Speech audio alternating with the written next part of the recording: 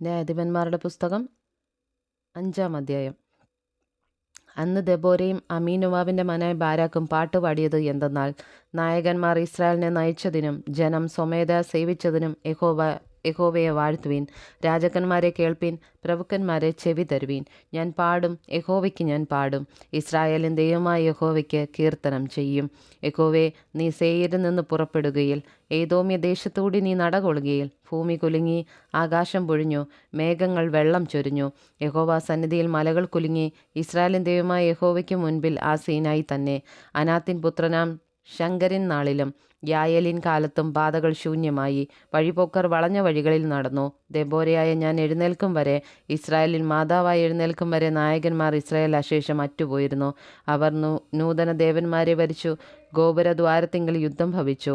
ഇസ്രായേലിൻ്റെ 40,000 മധ്യേ പരിചയം കുന്തവും കണ്ടതേയില്ല.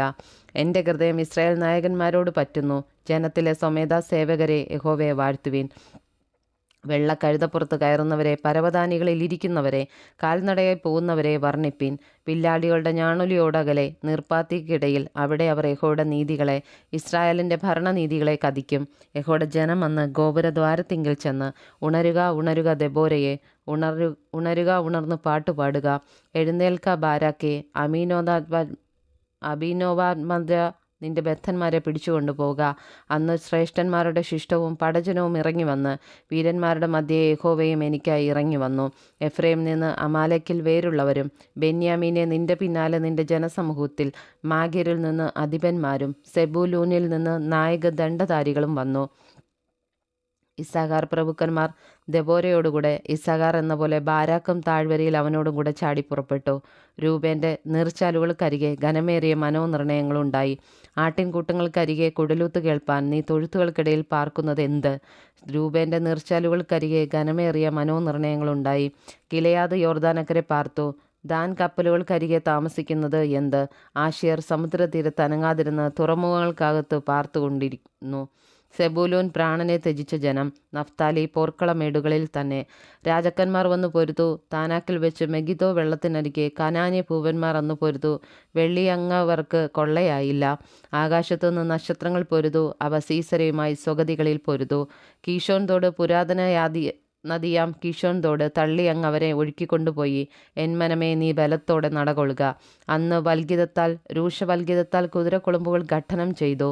മോരെസ് നഗരത്തെ ശപിച്ചുകൊള്ളുവീൻ, അതിൻ നിവാസികൾ ഉഗ്രമായി ശപിപ്പീൻ എന്ന് യഹോവ ദൂതൻ അരുളി ചെയ്തു. അവർ യഹോവയ്ക്ക് തുണയായി വന്നില്ലല്ലോ.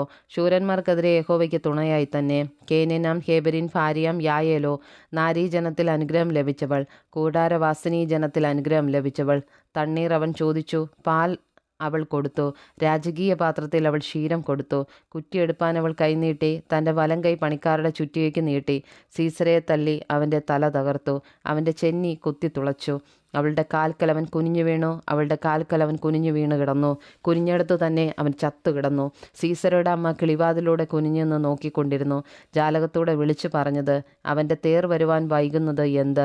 രഥചക്രങ്ങൾക്ക് താമസം എന്ത്? ജ്ഞാനമേറിയ നായകിമാർ അതിനുത്തരം പറഞ്ഞു.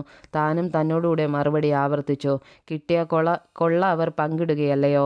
ഓരോ പുരുഷനും 1-2 പെണ്ണുങ്ങൾ. സീസരയ്ക്ക് കൊള്ള വിചിത്ര വസ്ത്രം, വിചിത്ര തയ്യലായ കൊള്ളയും കൂടെ. കൊള്ളക്കാരുടെ കഴുത്തിൽ വിചിത്ര ഈരണ്ട് കാണും. യഹോവേ, നിന്റെ ശത്രുക്കളൊക്കെയും ഇവണ്ണം നശിക്കട്ടെ. അവനെ സ്നേഹിക്കുന്ന ഓരോ സൂര്യൻ പ്രതാപത്തോടെ ഉദിക്കുന്നത് പോലെ തന്നെ. പിന്നെ ദേശത്തിന് 40 സംവത്സരം സ്വസ്ഥത ഉണ്ടായി.